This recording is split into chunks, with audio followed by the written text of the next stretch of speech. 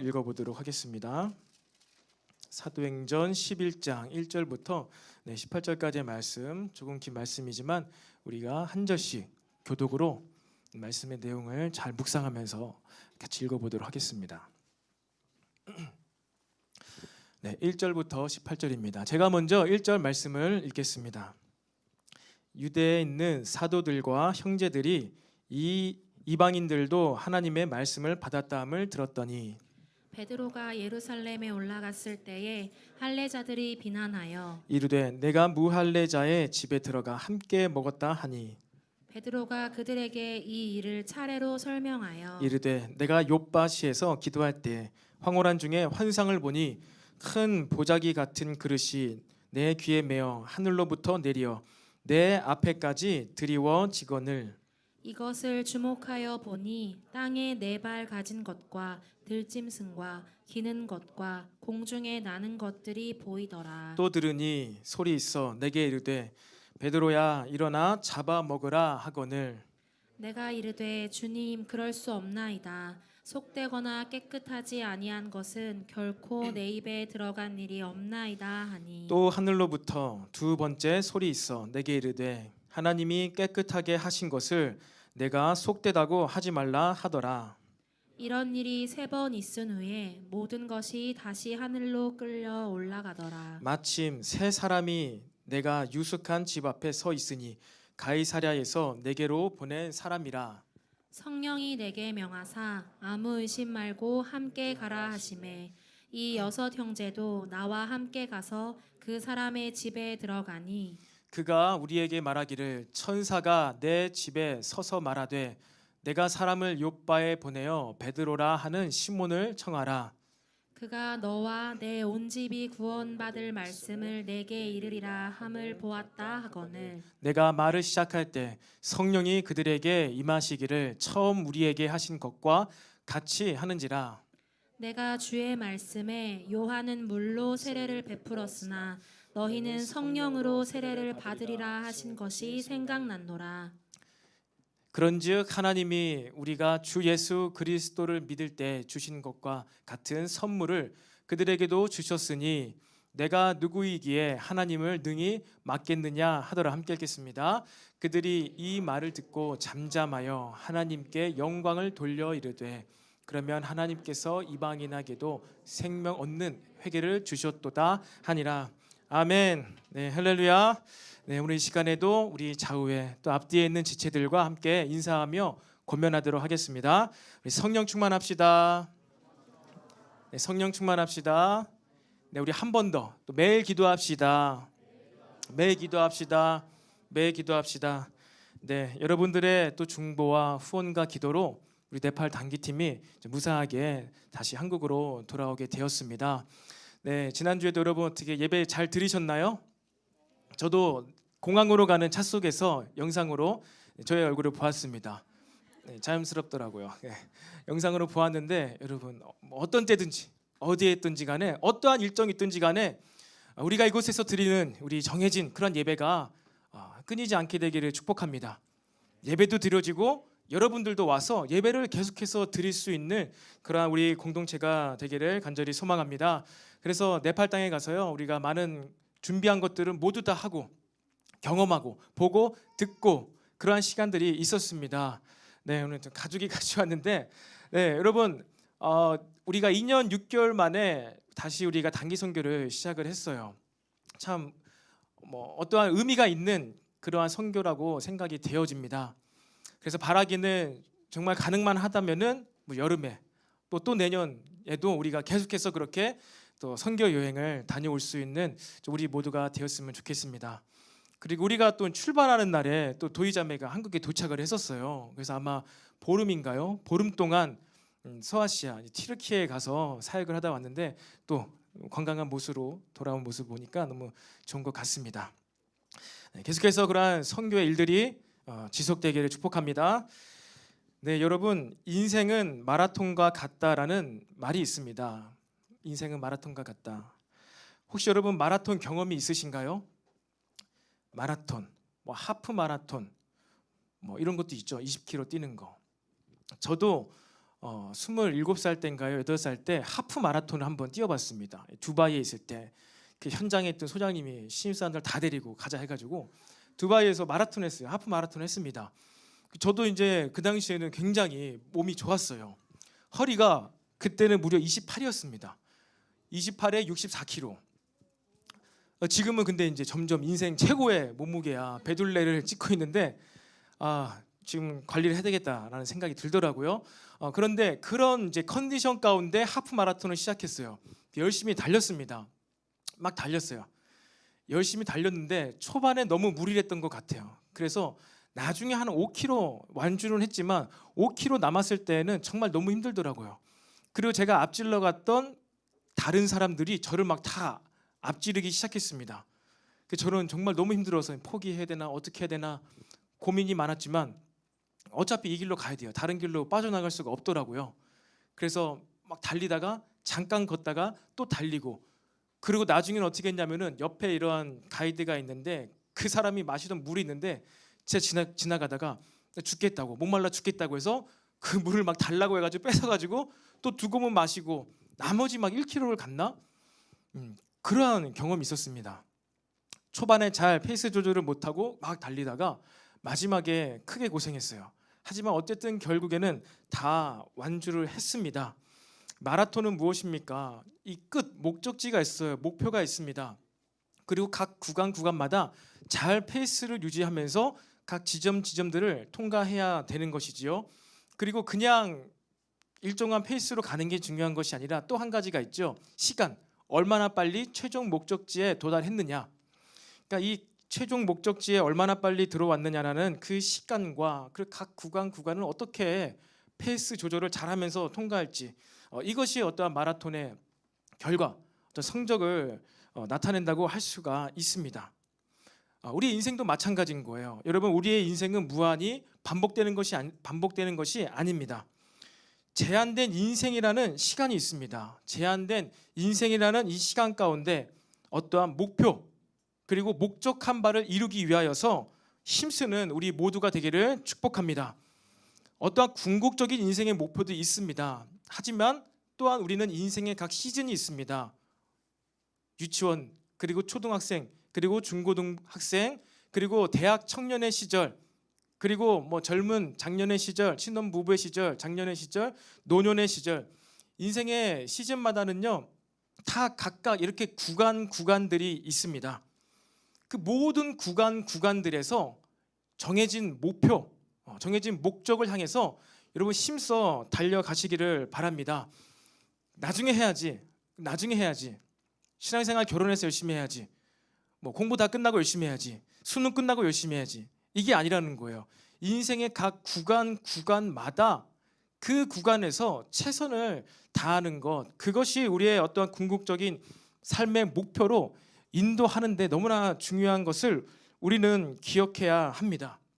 근데 하나님의 일하심도 이와 비슷한 것 같아요. 하나님의 일하심도 비슷합니다. 하나님의 궁극적인 목표가 무엇일까요? 이 땅을 향하신, 저와 여러분 믿는 자를 향하신 이 땅의 궁극적인 목표가 무엇일까요? 무엇을 계획하시고 천지를 창조하셨고 무엇을 계획하심으로 저와 여러분을 만드시고 구속하셨을까요? 목표가 있지요. 그것은 하나님 나라의 완성입니다. 하나님 나라의 완성, 이 땅에 새 하늘과 새 땅이 도래하고 그것 가운데 새 예루살렘이 오게 하는 그 궁극적인 목적이 하나님께 있습니다. 그리고 그 목적을 위하여서 저와 여러분들이 부름을 받았어요. 구원을 받고 부름을 받았다라는 것입니다. 그것이 궁극적인데, 그 궁극적인 목표를 향해 나아가면서 하나님께서는요 각 시대마다 어떤 또 그 중간 시대마다 계획하시고 목적하신 바를요 그때마다 이루십니다. 구약에는 구약의 방법으로, 또 신약에는 신약의 방법으로, 지금 성령의 시대는 성령의 시대의 방법으로요 그때마다 하나님께서는요 일하세요. 그러면서 하나님 나라를 오게 하십니다. 그래서 우리가 그렇게 일하시고 뭔가를 진행하시는 하나님께 붙어 있을 때, 그 하나님의 일하심 가운데 거하고 있을 때 저와 여러분이 신앙생활이 가능하다는 것을 믿으시기를 바랍니다. 여러분, 광야에서 이스라엘 백성이요, 구원받아서 광야를 지나갈 때 그들의 믿음 생활, 신앙생활이 어떠했나요? 구름 기둥과 불 기둥을 따라서 그들이 이동해서 삶을 살아갔습니다. 그리고 광야에서는요, 무엇이 하늘에서 떨어졌죠?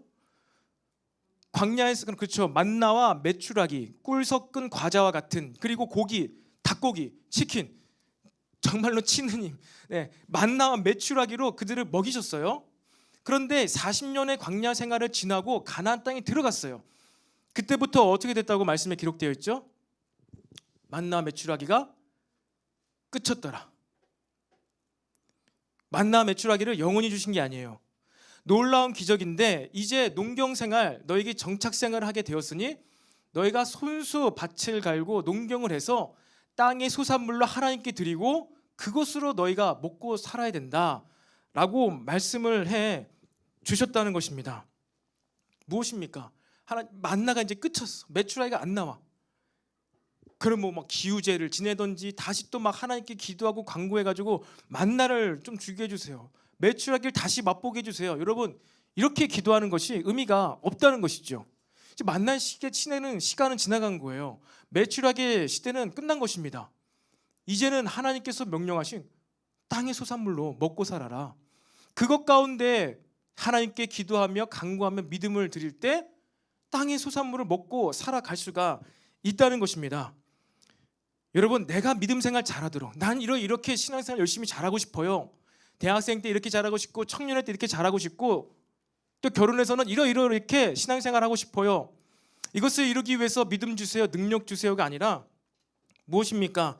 하나님이 이끄시는 곳, 하나님께서 보여주시고 들려주시는 그곳에 거하면서 주시는 감동에 따라 기도할 때 우리가 믿음 생활 해 나아갈 수 있음을 믿으시기를 바랍니다. 제가 이제 단기 선교를 끝내고 이 돌아오는 비행기 안에서 오늘 말씀을 준비하면서 사도행전을 처음부터 이렇게 묵상하는 시간들이 좀 있었습니다. 사도행전 1장부터 다시 계속해서 묵상을 하는데 굉장한 마음의 감동이 부어졌어요. 이 사도들이 성령을 받고 나아가서 전도하고 여러 가지 사건들이 이루어지고 또 나가서 전도하고 기적이 일어나고 알고 있던 메시지였는데요. 그 네팔 땅을 경험하고 돌아오는 길에 이 말씀을 읽어서 그런지 이 굉장히 사도들의 사역들의 모습들, 그리고 초대교회의 어떠한 분위기와 모습들이 굉장히 막 마음속으로 막 이렇게 들어오더라고요. 마음이 설레기도 하고 짠하기도 하고 굉장히 뭔가 말로 표현할 수 없는 막 복합적인 감동들이 막 밀려오면서 막 눈에는 눈물은 흐르지 않았지만 속으로는 막 우는 것만 같은 느낌이 들더라고요. 그래서 오늘 본문인 11장을 지나서 막 12장을 막 지나가고 있는데 옆에 한 자리 비어 있고 그 옆에 있었던 모르는 사람이, 제가 성경을 보고 있었는데 아저씨가 한국 분이세요? 딱 이렇게 물어보는 거예요. 네, 한국 사람이에요. 어디 갔다 오세요? 막 이러면서 대화를 했습니다. 그래서 그 임재 묵상이 끊겼어요. 12장을 막 넘어가고 있었는데 모르겠어요. 하나님께서 끊어주신 것 같아요. 이제 그렇게 끊고 이제 말씀 어쨌든 묵상하는 시간이 있었는데요. 여러분, 여러분의 삶 가운데 어떤 것이 경험되어지냐에 따라서 하나님의 이 말씀 묵상이 달라지는 것 같습니다. 바라기는 여러분의 삶 가운데요, 이 사람의 일보다 하나님의 일들이 더 많이 묵상되어지기를 축복합니다. 네팔 땅을 다녀오면서 제가 무엇을 묵상했겠습니까? 단기팀은 알 거예요. 얼마나 우리 이 네팔 단기 선교가 이번이 좀 연약함도 많았고 부족함도 많았는지. 하지만 반면 그보다 더한 하나님의 은혜, 또 하나님의 일하심, 또 깨닫게 해주시는 것들, 각 개인에게 깨닫게 해주시는 것들, 그리고 팀 가운데 깨닫게 해주신 것들이 많이 있었습니다. 그런 것들을 생각하고 묵상하면서 이 초대교회 사역들을 보니까 마음에서 마음으로 느껴지더라고요. 바라기는 여러분의 삶 가운데요, 사람의 일들보다 하나님 나라의 일, 하나님 나라의 복음 전파의 그러한 일들이 여러분의 인생 가운데 더 많이 묵상되어지기를 축복합니다. 그렇게 했을 때 여러분의 이 말씀 묵상, 성경 묵상, 말씀을 듣는 것, 이것이 이전보다 더욱더 달라지게 될 것입니다. 하지만 여러분, 이 하나님의 일하심, 하나님의 일들을 묵상하는 것보다 더 본질적인 게 있어요. 더 전제되는 것이 있습니다. 그것은 바로 나의 삶 가운데, 우리 공동체 가운데, 나의 인생의 시간들 가운데 경험되어진, 그리고 허락되어진 어떠한 사람의 일들, 이 사람의 일을 하나님을 대적하는 사람의 일을 뜻합니다. 사람의 일들, 이 사람의 일조차도 어떠한 하나님의 허락하심 가운데 이러한 일들이 발생되었구나. 그러니까 이러한 하나님의 절대 주권이죠. 하나님의 절대 주권을 인정하는 것 가운데 사람의 일과 하나님의 일하심을요 묵상할 수가 있어야 된다는 거예요. 여러분, 이것은요 노력해서 되는 것이 아닌 것 같습니다. 노력해서 되는 것이 아닌 것 같아요. 이것은요 힘들이지 않고 무언가 그냥 내 마음으로 받아들여야 되는 것이에요. 열심을 낼수록 더 어려워져요. 하지만 그냥 내 마음에 힘을 풀고 내 마음을 내려놓고 하나님의 절대 주권을 인정하며 나아갈 때 사람의 일조차도 하나님께서 협력하여서 선을 이루게 만드신다. 지금 당장에는 이것이 하나님 나라의 일에 대적하는 것 같고 손해를 끼치는 것 같은데 그 일조차도 그래 하나님께서 허락하셨지. 그렇다면 하나님의 무슨 뜻이 있으실까? 여러분, 그것을 바라보게 되시기를 바랍니다. 그럴 수 있을 때 저와 여러분의 삶에 흔들리지 않는 믿음 생활, 목적지, 목표를 향해서 끊임없이 앞으로 전진해 나갈 수 있는 줄로 믿습니다. 바로 그러한 믿음이 오늘 베드로에게도 필요한 것이었어요. 그러한 일들이 오늘 베드로의 삶 가운데 발생이 되었습니다. 어떤 일이 발생됐나요? 비몽사몽간에 이 베드로가, 사도 베드로가 이 앞에 10장에 보면요, 그가 정한 제9시에 정한 시간 가운데 기도하러 지붕에 올라갔어요. 지붕이에요. 기도하러 우리는 교회 가지만 사도 베드로는 당시 기도하러 지붕 위에 올라갔습니다. 그런데 거기서 무엇을 경험하게 되죠?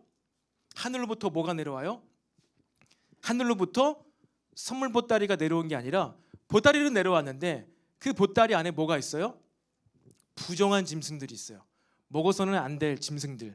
하나님께서 구약의 율법 가운데 이건 먹어서는 안 된다. 하나님의 기준에 어긋나는 부정한 짐승들이 막 달려서 내려오고 있었습니다. 그리고 그것이 내려오는 것뿐만 아니라 동시에 어떤 음성이 들려왔죠? 먹어라. Take it. 취해서 먹어라. 하나님의 음성 들려온 거예요. 그런데 그 음성을 듣자마자 베드로가 어떻게 합니까? 소스라치게 놀라는 것이죠. 아니 하나님, 이것은 당신께서 먹지 말라고 한 짐승들인데 왜 먹으라고 합니까? 이건 속됩니다. 먹을 수가 없습니다. 나는 지금까지 거룩하게 내 삶을 정결하게 잘 지켰습니다. 신앙생활 열심히 잘했습니다. 모든 율법 다 지켰습니다. 그러니 나는 이것을 더 이상 이것을 먹을 수가 없습니다. 근데 마지막 음성이 또 들리죠.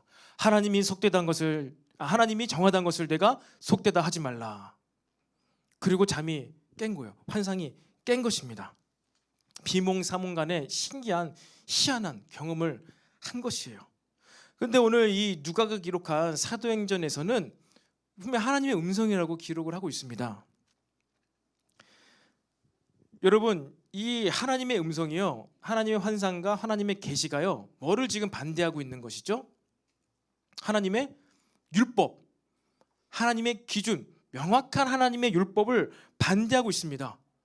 이것을 딱 경험하고 들으니 사도 베드로도 얼마나 황당했을까요? 아니 하나님, 예전에는 이렇게 부정한 짐승들 먹지 말라고, 절대 먹지 말라고, 백성에서 끊어진다고, 죽게 된다고 그렇게 말씀하실 때는 언제였다가 이제 와서 또 먹으라 합니까? 그것도 3번씩이나. 이제 와서 왜 먹으라 합니까? 지금 이 환상을 하나님께서 정말 베드로에게 잘못 보여주신 걸까요? 아니면 이것은 율법을 어기게 했으니 하나님을 대적하는 사람의 일일까요? 사탄의 유혹일까요? 우리는 그냥 제3자의 시점에서, 전지적 작가의 시점에서 이걸 보니까 그냥 그렇게 이해를 하지만 도대체 이러한 하나님의 음성과 메시지와 우리의 삶의 경험들을 어떻게 우리가 해석하고, 하나님의 일하심이 여기 있구나, 내가 이렇게 가야지, 이것을 행해야지, 그렇게 믿음의 행위를 통해서 하나님의 능력의 손길을 경험할 수가 있을까요? 여러분들 어떻게 생각하십니까? 사도행전 2장 17절 말씀에 이런 말씀이 있습니다. 하나님이 가라사대 말씀하시기를 말세 내가 내 영을 모든 육체에 부어주리니 너의 자녀들은 예언할 것이요 너의 젊은이들은 환상을 보고 너의 늙은이들은 꿈을 꾸리라. 여러분, 하나님께서는요 이미 과거 구약 선지서를 통해 가지고요 모든 육체 가운데 하나님의 영 성령님을 부어준다고 말씀하셨어요. 저 말씀이 사도 베드로가 오순절 마가다락방에 성령이 임하니까 구약의 말씀이 떠올라서 번뜩 일어나서 선포한 메시지거든요. 근데 그것의 인용 구절이 요엘서 2장 28절이에요. 요엘서 2장 28절에 이렇게 되어 있습니다. 그 후에 내가 내 영을 만민에게 부어주리니 너희 자녀들이 장래를 말할 것이며 너희 늙은이는 꿈을 꾸며 너희 젊은이는 이상을 볼 것이며 라고 말씀을 해 주셨습니다. 하나님께서는요 종말론적인 관점에서 궁극적인 어떠한 하나님 나라의 도래, 하나님 나라의 일에 대해서 어떻게 해요? 과거부터 선포를 해오고 계셨어요. 하나님의 말씀이 어떠한 궁극적인 최종적인 것을 바라보고 구약의 선지서에 말씀하신 것이 있습니다. 그러면서 하나님께서는 어떻게 하신다고요? 그러한 일들을 바로 당장에가 아니라 하나님의 때에 하나님의 방법으로 시대마다 우리의 개인의 삶으로 보았을 때는 인생의 개인의 시즌마다 어떠한 그 궁극적인 목표를 위해서 과정마다 어떠한 일을 행하신다고요. 구약에는 구약의 방법으로, 신약과 또 성령의 시대에는 그러한 방법으로 궁극적인 목표를 향해서 하나님께서는 때로는 전혀 달라 보이고 지금 말씀처럼 반대돼요. 서로 정반대되어지는 것처럼 보이는 일들이 하나님의 음성으로 하나님의 일들로 마치 사람의 일처럼 보일 때가 있다는 것입니다. 여러분, 사람과 사람과의 관계를 할 때 있어서도요 마찬가지예요. 내가 상대방을요 총체적으로 잘 이해했을 때 상대방을 우리가 어떻게 이해할 수 있을까요? 그것은 그 사람의 어떠한 인격, 그리고 그 사람의 어떤 직업, 또 그 사람을 이해하는 데 필요하지요. 그리고 그 사람의 삶의 목적, 그는 어떠한 삶의 목적을 향해 나아가는가, 그 사람의 인격, 성품, 그 사람의 직업, 그리고 그 사람의 인생의 목적, 이 모든 것을 총체적으로 알 때 우리는 그 상대방과 인격적인 관계를 맺으며 신뢰를 세우며 교제를 할 수가 있습니다. 더 잘 이해하기 위해서는 그 사람의 인생의 과거사, 그 사람의 과거의 삶에서 지금까지 살아오면서 경험했던 일들, 그것들을 알면 알수록 그래서 그 사람은 이렇게 행동하는구나, 그래서 그 사람은 이렇게 말을 하는구나, 이해는 할 수가 있습니다. 사람 사이의 관계에서도 그냥 그 사람이 지금 딱 내 앞에서 한 행동 그 한 가지, 딱 나에게 들려준 그 말 한마디, 그 한마디로요 그 사람을 온전하게 전체를요 다 파악하고 이 사람은 나한테 이렇게 행했으니까 이 사람은 이런 사람이야 라고 생각할 수는 있겠죠. 판단할 수는 있겠죠. 그런데 그렇게 했을 때는 굉장히 오해를 할 수가 있고요, 굉장히 왜곡돼서 굉장히 단편적으로 파편적으로 그 사람을 잘못 생각할 수가 있다는 것입니다. 그렇게 단편적인, 아주 일부분적인 그 하나로 그 사람을 알고 이해하고 교제를 하다 보면은 그 사람과 인격적이고 또 신뢰를 시간이 지남에 따라서 신뢰를 쌓으면서 교제하고 알아가기에는요 너무나 어려울 것입니다. 쉽지 않다는 것이지요. 이러한 연약한 사건들이 성경에도 많이 소개가 돼요. 노아 할아버지 사건이 있잖아요. 노아는요 당대 의인이었어요. 하나님께 의인이라고 인정을 받았습니다. 그래서 모든 육체가 홍수로 죽을 때 그는 의로웠기 때문에 하나님께서 노아와 그의 가족들은 구원을 하셨어요. 그런데 그 후에 노아의 방주에서 나오고 나서 노아가 무슨 짓을 하지요? 노아 할아버지께서 포도주를 마십니다. 그리고 취해요. 인사불성이 돼가지고 옷을 입지 않고 잠을 잡니다. 그리고 그 모습을 세 자녀가 보지요. 야벳과 셈은 그 하체를 가리웠지만 그 전에 함, 가나안의 이 주상인 함이 그것을 보고 와서 어떻게 합니까? 동네방네 소문을 내는 거예요. 아, 우리 아버지가 이렇다. 술 먹고 취해가지고 인사불성이 돼서 정말로 부끄럽고 창피하게 옷도 입지 않고 잠을 자고 있다. 그 사건 하나로 하나님께서는 노아를 의롭게 보셨는데, 그의 전체 인생을 수백 년간의 삶을 의롭게 보셨는데, 참 어리석은 그 아들 하나는 그 사건 하나로 그를 그렇게 비난하고 판단하고 생각하니까 어떻게 됩니까? 저주를 받는 거예요. 저주를 받아요. 저주를 받아가지고 가나안 족속에 지금 셈과 야벳의 후손에게 정복을 당해야 하는 가나안 땅의 후손으로, 가나안 족속으로 함의 자손이 이렇게 그곳에 살게 되어 있다는 것이지요. 여러분, 계속해서 저와 여러분은요, 영적으로 성장하며 영적으로 깊어져야 돼요. 이전과 다른 깊어진 믿음 가운데서 여러분 하나님과 교제하게 되시기를 축복합니다. 그리고 그러한 믿음, 정치되어 있고 정적이고 머물러 있는 믿음이 아니라 계속해서 전진해 가며 뭔가 새로운 일을 행하시는, 정말로 오늘 말씀처럼 때로는 부정한 짐승도 네가 이제 먹어라. 이것을 왜 주셨다고요?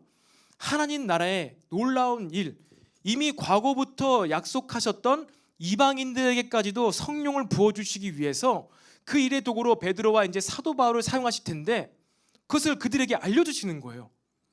경험케 하시는 거예요. 환상으로. 그래서 고넬료의 가정 이방인 백부장에 가가지고 그들에게 안수해서 성령이 오게 만들지 않습니까? 여러분, 하나님께서 주목하시고 하나님께서 일하시고 하나님께서, 성령님께서 어디론가 운행하고 계신 게 있다는 거예요. 하나님은 정적인 분이 아니세요. 여러분 광야 생활 40년 했잖아요. 여러분들 어떻게 생각하십니까? 저는요, 이 광야 있잖아요, 사막이요, 이 이스라엘 백성들이 건넜던 광야가요 40년이 걸려서 지나가야 될 수 있는 길인 줄 알았어요. 광야가요. 근데 여러분, 광야가 며칠 길인지 아세요? 3, 4일 길입니다. 애굽에서 가나안 땅까지요 3, 4일이면 갈 수 있는 길이에요. 3, 4일이면 아무리 늦게 가도 보름 안에 도착할 수 있는 곳이 가나안 땅입니다. 그러니까 하나님의 임재의 구름이 그냥 광야 땅 가운데 그냥 39년 11개월 3주 동안 가만히 있다가 마지막 한 주만 그냥 딱 가면 돼요. 한 주만. 그러니까 물리적으로 보았을 때, 우리의 어떠한 효율적인 면으로 보았을 때 그렇게 가면 그냥 끝이에요. 그렇게 가면은 가나안 땅 들어갈 수 있어요. 그런데 어떻게 됐다고요?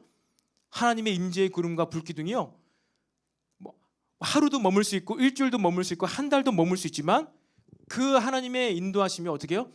계속해서 움직였어요. 계속해서 움직였어요. 그리고 같이 움직여야 돼요. 하나님은 머물러 계신 분이 아니에요. 그 임재의 구름과 임재의 불기둥, 그리고 만나 메추라기가 내리는 그 땅에 거주하고 있을 때 그들이 믿음을 지킬 수가 있었다는 거예요. 삶을 살아갈 수가 있었다는 것입니다. 여러분, 하나님께서 인류 구원의 완성의 이 관점에서요, 시대마다 하나님께서 하나님의 일을 행하십니다. 근데 그것을 보지 못하고 그 쓰임받는 도구, 어떤 방법론적인 것, 이것을 집중할 때 여러분, 우리는 믿음 생활을 할 수가 없습니다. 만나가 끊겼어. 근데 난 만나를 위해서 기도하고 있어. 믿음 생활 할 수 있겠습니까? 할 수가 없어요. 불가능한 거예요. 하나님의 일하심, 운행하심을 바라보지 못하고 우리가 기도하고 열심히 신앙생활을 하면 할수록 어떻게 된다고요? 왜 이렇게 하나님 일하시지 않지? 왜 이제 더 이상 만나를 안 주시지? 이제 메추라기가 끊겼지? 왜 기도 응답이 안 오지?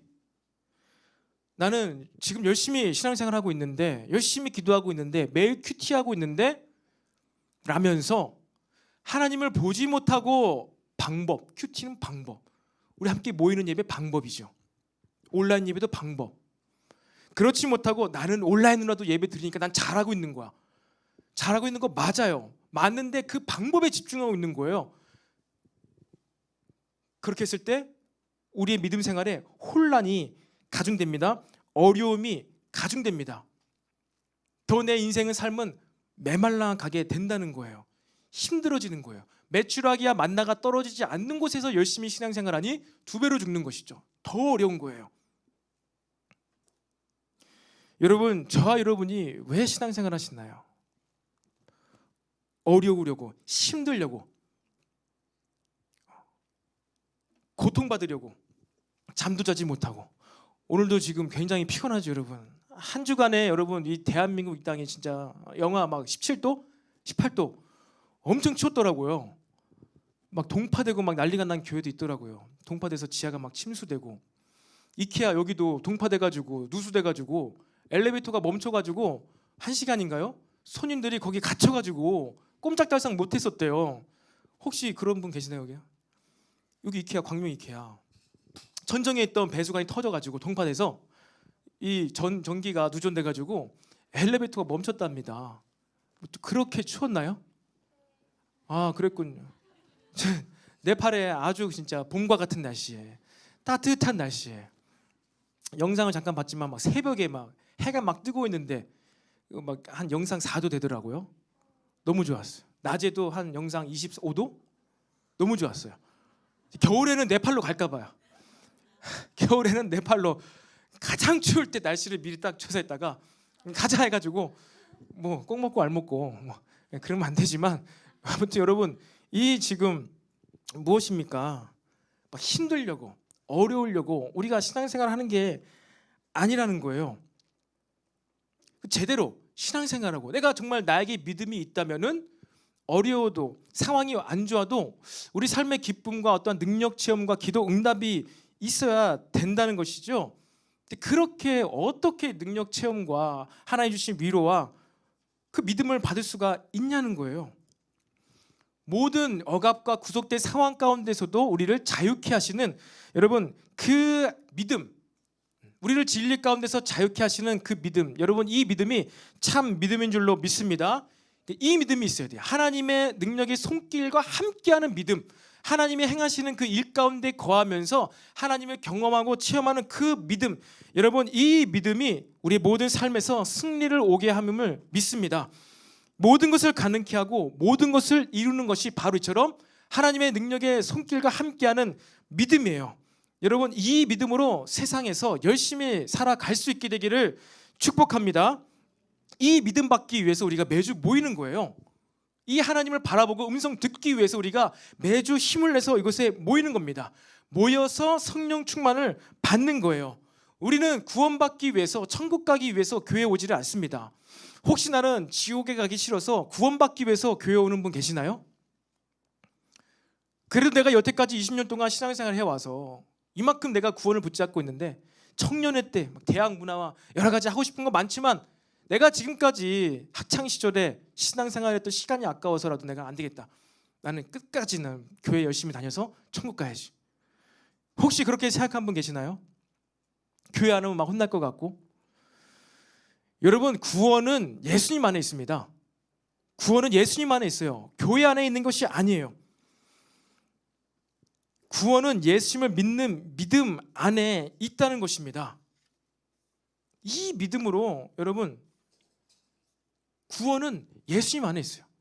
그리고 예수님을 믿는 자들이 모여서 함께 저녁 기도에 힘쓸 때 어떤 일이 발생한다고요? 성령님이 임하시는 일. 사도행전을 가능케 했던 오순절 마가다락방에 임했던 그 성령이 임하시는 사건이 모여서 함께 기도할 때 주님께서 임재하십니다. 그러면 이제 그 믿음, 부어진 믿음, 예수님을 믿는 믿음, 페이스의 믿음, 하나님께서 값없이 선물로 주신, 하나님께서 선택하신 그에게 주신 페이스의 믿음, 이것을 소유한 자들이 함께 모여서 기도하고 예배할 때 성령이 부어집니다. 성령이 부어지면 베드로 사도가 갑자기 일어나서, 죽을지도 모르는데 갑자기 일어나서 요엘서를 막 읊으면서 사람들에게 예수를 믿어라, 너희가 너희 손으로 죽인, 돌로 쳐 죽인, 십자가 못 박아 죽인 그가 하나님이시다, 이것을 말할 수 있게 된 빌리브의 믿음. 여러분 이 믿음, 여러분 이 믿음이 저와 여러분에게 부어지기를 축복합니다. 우리 페이스의 믿음에 정체되어 있으면 안 돼요. 머물러 있으면 안 돼요. 우리가 어디에 있든지 간에 이 하나님께서 선물로 주시는 페이스의 믿음은요 다 주십니다. 어디에 있든지 간에 상관없어요. 다 주세요. 감옥에서도 예수님 믿는 사람이 있을 수도 있고요, 비참한 상황 가운데서 예수님 믿는 사람도 있을 수 있어요. 이것은 제한이 없습니다. 하지만 그런 믿음이 부어져서 이제 저와 여러분이 어떻게 한다고요? 하나님께서 계획하시고 작정하신 궁극적인 하나님 나라의 완성의 도래를 위해서 베드로와 같이, 바울과 같이 저와 여러분을 통해서 뭘 하신다고요? 일을 하세요. 하나님 나라를 오게 만드십니다. 그리고 그것을 위해서 이제 뭘 주신다고요? 모여서 기도할 때 성령님을 주신다고요. 성령 받은 자가 무엇을 할 수 있다고요? 이제 빌리브, 나는 이제 하나님 믿음으로 이렇게 행합니다. 나는 하나님 믿음으로 나는 이제 이렇게 살아가겠습니다. 하나님께서 이러한 부정한 짐승도 이제 먹으라 하시니 내가 이제 이것을 행하겠습니다. 사도 베드로는 물론 의심하며 이상하게 생각하며 기분 나쁜 꿈을 꿨나? 이렇게 일어났지만 그 바로 다음에 욥바시에 들어가서 이방인 백부장을 만났을 때 그렇구나, 하나님께서 당신들에게도 성령을 부어주기 위해서 나에게 이러한 꿈을 허락하셨구나, 이렇게 알게 되는 거예요. 그리고 그들을 위해서 기도하고 안수하니까 성령이 내리고 놀라운 능력들이 나타나는 겁니다. 베드로가 대단하고 잘나서 베드로가 이제 막 하나님 말씀을 막 잘 연구해가지고 이제 이때는 이방인에게도 딱 전파가 되는가? 이제 내가 이방인에게 가야지, 이게 아니라니까요. 음성을 듣는 거예요. 듣는 거. 새 일을 행하시는 하나님의 일하심을 발견하는 거예요. 내가 봤으니까, 내가 들었으니까 이것은 뭐 믿고 말고 문제가 아니죠. 그냥 인정하게 되는 거예요. 받아들이게 되는 거예요. 그것 가운데 나는 그냥 뭐만 하면 돼요? 베드로는 안수만 하면 돼. 선포만 하면 돼요. 하나님께서 행하실 그 일을 알고 이제 나는 선포만 하니까 놀라운 기적의 역사가 나타나는 줄로 믿습니다. 여러분, 이게 우리가 하는 신앙생활이라는 거예요. 근데 이것을 놓치고 엉뚱한 데 가서 계속 광야에 머물고 싶어. 나는 일어나지 않고 그냥 만나만 먹고 싶어. 매출하기만 먹고 싶어. 혹시 이 자리에 예수님을 믿지 않는 자가 있습니까? 저는 없는 줄로 믿습니다. 예수를 믿지 않는데 이 자리에 버티고 견디는 자가 누가 있을까요? 없는 줄로 믿습니다. 난 예수님 믿어졌어. 그렇다면 어떻게 됩니까? 하나님의 손길과 함께하는 믿음의 행동들을 하게 되시기를 축복합니다. 여러분, 이렇게 하나님 나라의 일을 바라보면서 주님을 믿는 것 너무나 중요해요. 열심히 교회 생활하면서 열심히 모이기를 힘쓰는 것 우리에게 너무나 필요합니다. 이 믿음, 성령 충만 받고 나아가서 삶을 살아내는 이 믿음이 저와 여러분에게 꼭 필요합니다. 혹시 내가 너무나 신앙생활 열심히 하고 교회에 너무나 많이 빠져 있고 교회에서 너무나 많이 시간을 보내면 내가 세상에서 좀 뒤떨어질 것 같고 장학금 못 받을 것 같고 내가 학교 성적이 안 나올 것 같고, 여러분, 그리고 내가 너무나 교회에 매진해 있고 교회에 많이 다니면은 나는 꼭 신학 공부해가지고 목회자가 되고 선교사가 되어야 되는 것이 아닌가? 혹시 그렇게 생각하는 사람 있습니까? 20, 30년 전에는 그러한 시대가 있었는지도 모르겠습니다. 교회에서 열심히 있고 교회 많이 나오고 막 열심히 하는 사람 가운데 은혜 받고 목회자가 되고 은혜 받고 선교사가 되고 이러한 시대가 있었던 것 같아요. 그리고 막 교회 막 열심히 나오면은 다른 것에는 막 집중하지 못하고 그냥 교회 열심히 하고 봉사 많이 하고 말씀 많이 알면은 다 신학 공부해서 선교사 목사가 되고, 우리나라에 한때는 그러한 어떠한 은혜의 시대가 있었던 것 같습니다. 그런 시대가 과거에 있었는지는 모르겠지만요, 여러분, 적어도 지금은 아닌 것 같습니다. 꼭 은혜 받고 꼭 교회 열심히 가고 매일같이 교회에 막 나와서 기도하고 목회자들만, 선교사들만, 그러한 사람들만 그러한 신앙생활을 하는 때는 아닌 것 같습니다. 지금 우리 신앙생활의 스펙트럼이 굉장히 넓어진 것 같아요. 한 2주 전쯤에 제가 새벽 예배 때 말씀을 했었는데, 우리 교회 자매 가운데, 청년 자매 가운데 한 자매가 너무나 교회에서 봉사도 많고 기도의 시간도 많고 교회가 많이 온 거야. 학교 생활도 바쁘고 시간적으로 많이 소비를 하고 있었는데, 그런데 작년에 성적이 최고로 잘 나가지고 과 수석을 해가지고 올해 전액 장학금을 받게 됐다는 거예요. 그 얘기를 들으니까 너무나 저도 막 기쁘더라고요. 과 수석. 그리고 한 형제는 보니까 오늘 또 그러지 않았는데 오늘 갑자기 왜 신고를 했는지 모르겠지만, 한 형제 지금 의료업에서 일하고 있죠. 병원에서 일하고 있는데 그 삶의 과정을 지나온 것을 저도 이제 옆에서 보았죠. 의전원에서 대전이었죠. 대전에서 멀리서 공부를 했는데 매주마다 올라와서 주일 오전 예배 이제 건반 반주를 해줬어요. 시험 기간도 있었을 것이고 여러 가지 실습 기간도 있었을 텐데 제가 알기로는 2년 동안 정말 거의 한 주도 빠짐없이 매주 와가지고 이제 반주를 해주고 또 다시 내려가고 그렇게 하면서 수련회가 있으면 또 한 번은 우리 겨울 수련회 때 이제 찬양 인도로도 섬겼습니다. 그 의사 준비하고 있었을 때 그러면서 또 여러 가지 어디 어플라이하고 지원해가지고 하버드 대학교에 3주간인가 이 교환 학생은 아니고 어떤 경험할 수 있는 하버드 의료 시스템을 보고 올 수 있는 그것에 어플라이했는데 그것이 또 이제 선정이 돼가지고 하버드 풀밭도 밟고 오고 그러한 경험을 한 형제도 있습니다. 교회 열심히 하고 교회에서 많은 것 하고 시간 많이 투자하고 많이 들이면은 삶에서 꼭 뒤처질 것 같고 공부를 못할 것 같고 삶은 막 내려놔야 되는 이런 이분법적인 삶의 모습이 우리나라에 20-30년 전에 있었는지 모르겠어요. 30-40년 전에는. 지금은 여러분 그렇지 않은 것 같아요. 저도 그렇고요. 저도 그렇고 지금은 여러분 그런 시대는 아닌 것 같습니다. 하나님께서 은혜 주시고 놀랍도록 함께 하시면은 우리의 신앙생활과 우리의 이 믿음 생활과 우리의 삶의 현장에서의 전문성 이거 둘 다 놓치지 않을 수가 있는 줄로 믿습니다. 만약에 이러한 사고방식에 사로잡혀 있다면 예수의 이름으로 무너질 것을 선포합니다. 진리가 아니에요. 진리가 아니에요. 그냥 우리나라의 과거에 한때 그런 시대가 있었어요. 우리 부모님 세대 그랬어요. 은혜 받고 막 성령 충만 받으면 다 목회자가 됐어요. 그러니까 여러분이 열심히 교회 나가고 신앙생활 열심히 할 때 다 목회자 되는 줄 알고 부모님들 걱정하실 수가 있어요. 이번 단기 선교 갔다 와서 얘가 진짜 선교사 한다면 어떡하지? 이렇게 고민하고 계신 분이 있을 수도 있어요. 이해를 해드릴 수가 있다는 거예요. 그때는 그랬으니까. 지금은 그렇지 않아도 됩니다, 여러분. 그렇지 않아도 돼요. 단기 선교만 가시고요. 또 감동 오시면은 6개월, 1년 이렇게 갔다 와도 됩니다. 갔다 와서도 전문 영역에서 잘 살 수 있어요. 돈 잘 벌 수 있습니다.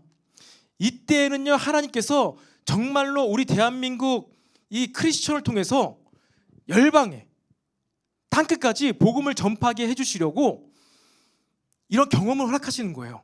청년회 때 네팔 한번 가고 인도네시아 한번 가고 또 중앙아시아 한번 가고 또 튀르키예도 한번 가고 이것저것 또 영국도 가고 전 세계를 가다 보니까 하나님께서 행하신 놀라운 일들 이제 보는 거예요. 그리고 사람에 대해서도 더 총체적으로 입체적으로 다양하게 이해를 할 수가 있어요. 한국 사람만 보니까 다 사람이 이렇게 살아가는 줄 알죠. 근데 네팔 가서 그들을 보니까 정말 오늘 다이몬사님께서 말씀하신 것처럼 이 종교가 이 어떠한 종교가 사람의 영혼과 사람의 정신세계, 사람의 생활의 삶의 양식에 얼마나 영향을 끼치는가. 대한민국은 하나님을 떠나서 기독교 문화가 사라지면은 우리나라도 얼마나 비참해지고 더럽고 처참한 삶을 살아갈까 보고 올 수 있는 거예요. 여러분 더 많은 다양한 하나님의 일하심을 경험하게 되시기를 축복합니다. 그래서 그 형제가 올해 결혼하게 됐습니다, 여러분. 그래서 여기서 한 얘기지만 여러분 우리 호재 형제랑 또 우리 도원 자매가요 우리 7월 달에 결혼하게 되었어요. 축하의 박수를. 네, 갑작스럽지요. 네, 갑작스러운데 이 두 사람이 정말로 하나님께서 주신 그런 확신을 좀 빠르게 발견하고 서로에게도 확신이 있어서 7월 달 초반에 결혼식장을 이제 계약도 했고 다 양가 부모님도 이제 다 이야기를 나누었고 그래서 또 이렇게 결혼을 하게 되었습니다. 믿음의 삶을 여러분 충성스럽게 열심히 사시면서 더 많은 커플들이 우리 공동체 안에서 나오게 되기를 축복합니다. 그렇게 믿음 생활을 해 나가기를 간절히 소망합니다. 여러분 그래서 중요한 것은 무엇입니까? 이 믿음 생활하는 것이 너무나 우리에게 중요합니다. 이 믿음 때문에 우리가 또 천국에 가는 거잖아요. 구원 받는 거잖아요. 우리 믿음 생활을 해야 돼요. 근데 그 믿음 생활을 하는데 믿음 생활을 하기 위해서 우리가 하나님을 바라봐야 되는 거예요. 하나님의 뜻이 무엇인지, 하나님의 의도가 무엇인지 그것을 볼 수 있어야 됩니다. 하나님을 바라보며 믿음 생활하는 그가 복되다는 거예요. 구약의 율법을 지킴으로 다산과 풍요로운 삶을 하나님께서 허락해 주셨어요. 그렇게 그것을 통해서 하나님을 믿게 만들었습니다. 하나님의 공동체 안에 머물게 만드셨습니다. 근데 신약은 무엇입니까? 신약은 이제 마음에 새겨진 율법, 성령께서 찾아오셔서 마음에 새겨진 그 율법, 마음의 감동, 양심에 따라서 또 성령께서 이끄시는 그 감동하심에 따라서 삶을 살아갈 수 있도록 하나님께서 이 성령의 시대를 여셨습니다. 과거에는 그런 어떤 지도자, 정확한 율법, 먹는 것부터 시작해서 장식품을 어떻게 해야 되는지부터 시작해서 머리를 어떻게 해야 되는지, 피어싱을 하면 되는지 안 되는지, 구약의 시대 얘기입니다. 그때는 이처럼 모든 것들 다 돌판에 말씀에 기록을 해서 그것을 보고 그냥 행하면 됐어요. 그때는 그것이 하나님의 시대적인 방법이었습니다. 하지만 궁극적인 것은 무엇이라고요? 궁극적인 것은 마음, 우리 마음에 오신 성령님의 감동에 따라서 믿음을 갖고 살아갈 때 우리가 믿음 생활을 할 수 있도록 하나님께서 새 시대를 여셨음을 믿으시기를 바랍니다. 그 믿음으로 우리 이제 주님과 교제를 해야 돼요. 하나님과 대화를 해야 돼요. 하나님의 음성을 들을 수 있어야 돼요. 더 이상 뭐 돌판에 기록된 이 말씀을 붙잡고 막 이렇게 잘 이해도 못하면서 말씀을 막 내가 이렇게 살아야지 저렇게 살아야지, 아 지도자가 있으니까, 아 목사님이 이렇게 하라고 했었지, 근데 나 이렇게 해야지. 근데 또 갑자기 어느 날 목사님이 갑자기 다른 얘기를 해, 반대는 얘기를 해. 아 목사님 뭐해, 그때 이렇게 했는데 갑자기 이렇게 얘기해요. 왜 그때 이렇게 했다 이때 이렇게 해요. 어떠한 궁극적인 하나님 나라의 완성의 도래를 위하여서 그때마다의 방법이 다를 수가 있고 어떠한 사역의 룰, 사역의 방법 달라질 수가 있습니다. 근데 그것에 하나님 나라의 어떤 궁극적인 것을 함께 바라보고 이해하지 못할 때 당장의 눈앞에 나타난 그 말, 행위, 그것으로 인하여서 어떻게 되는 거예요? 연합을 못할 수가 있는 거예요. 여러분, 하나님께서 선한 일, 의로운 일, 하나님께서는 늘 좋은 일만 하셔, 하나님께서는 늘 선한 일만 하셔. 그것이 아닙니다. 여러분, 하나님께서 하시는 일이 선이에요. 하나님께서 하시는 일이 의로운 일이십니다. 때로는 부정한 짐승들을 먹게 하지 말라고 하셨던 하나님이 오르시고, 지금은 부정한 음식 네가 이제 먹어라 라고 말씀하시는 그 하나님이 선하신 하나님이에요. 지금 저와 여러분의 인생 가운데, 내 인생의 청년의 시즌 가운데 하나님께서는 이전과는 다른 방법으로 일을 행하십니다. 그럼 그것 가운데 나의 믿음을 드려야지요. 나의 행동을 보여드려야지요. 그럴 때 우리가 믿음 생활을 할 수가 있는 거예요. 그렇지 못하고 내 과거에 내가 경험했던 그 방법, 하나님을 만났던 방법, 그 스타일을 유지하면서 하나님께 나아가려고 할 때, 믿음 생활을 하려고 할 때 저와 여러분의 삶에는 많은 실패를 경험할 수 있습니다. 저와 여러분의 삶에 많은 실수들을 경험할 수가 있어요. 여러분, 방법에 집중하지 마시기를 바랍니다. 여러분, 도구에 믿음을 걸지 마시기를 바랍니다. 하나님께 여러분의 믿음을 드리시기를 바랍니다. 그리고 그 하나님께 믿음을 드리기 위해서 하나님의 음성을 듣고 성령이 부어지는 그 자리를 사모하게 되시기를 축복합니다. 그 자리에 있지 않으면서, 온라인도 유튜브도 하나의 방법인데 그것만 주장하면서, 온라인 예배도 예배지하면서 그것에 그냥 무한정 그냥 정체되어 있으면은 어떻게 움직이고 계신 하나님의 일하심을 경험하고 믿음으로 살아갈 수 있겠습니까? 찬양 앞으로 나오시겠습니다. 저와 여러분의 삶에서 일하실 성령님의 그 어떤 행하심, 이것을 더욱더 기대하시기를 축복합니다. 지금 여러분의 삶 가운데서는 그래서 우리 성령님께서 어떠한 일을 하고 계신 것 같으십니까? 하나님의 음성, 하나님께서는 어떤 일을 지금 여러분의 삶의 주변에 그리고 여러분의 마음 가운데 행하고 계신 것 같습니까? 그것에 반응하면서 우리가 말씀 묵상도 하고 기도도 하는 것이 저와 여러분이 살아가고 있는 성령의 시대의 믿음의 생활의 모습입니다. 그래서 여러분, 이 뒤에 이제 15장에 보면요, 이방인들이 성령 받는 이 사건을 어떻게 해석해야 될까? 이것 때문에 예루살렘 1차 공의회가 열리게 됩니다.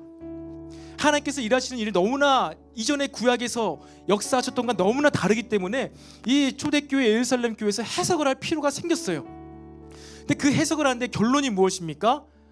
그들에게도 성령이 임하는 것을 우리가 받아들이자, 사도 바울을 통해서 이 일을 행하신 것을 받아들이자, 근데 단지 우리와 같이 인간적인 교제를 더 풍성하게 하기 위해서 그들이 우상에게 바쳐진 것을 먹는 것과 핏째 먹는 것과 음란하게 행동하는 이것만을 하게 하지 말자. 그렇게 회의를 합니다.